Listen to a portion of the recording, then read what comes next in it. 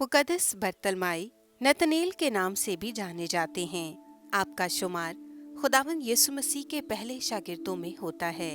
आप खुदावंद के शागिर्द उस वक्त बने जब फेलबूस आपको उनसे मिलवाने के लिए लेकर आया।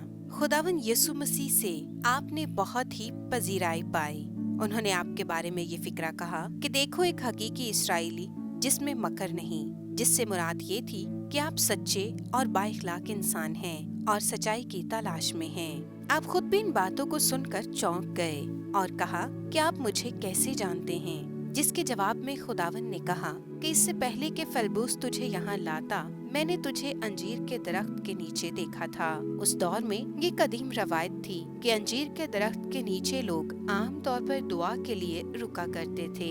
इस तरह मसीह खुदावन ने आपके दिली ख्यालात और शख्सियत को जान लिया। इस वजह से आप बेएहतियात पुकार उठे कि ए रब्बी, तू खुदा का बेटा, तू इसराइल का बादशाह है। आपने मसीह खुदावंद का शागिर्द होने के बाद जगह जगह अंजील की मुनादी की। आप बरे सगीर तक आए, इथोपिया और अरब ममालिक में कलाम सुनाया। नीज मेसोपोटामिया और फरोजिया भी गए।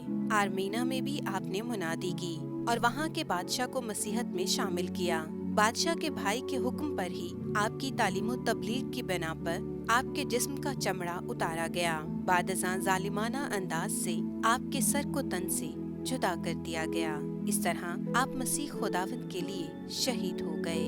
ए खुदावंद खुदा, हमें मालूम होता है कि अंजील के फैलाने के लिए हमारे खुदावंद के रसूलों ने किस कदर मेहनत की, यहाँ तक कि अपनी जान की कुर्बानी देकर असली और हकीकी बादशाहत की बुनियाद रखी। अता कर कि मुक़द्दस बरतलमाई जो हमारी सरजमीन तक आया, उसकी दुआओं के वसीले से हम सब ईमान में तरक्की करते रहें। आमीन। आप सबको मुक़द्दस बरतलमाई की ईद मुबारक हो।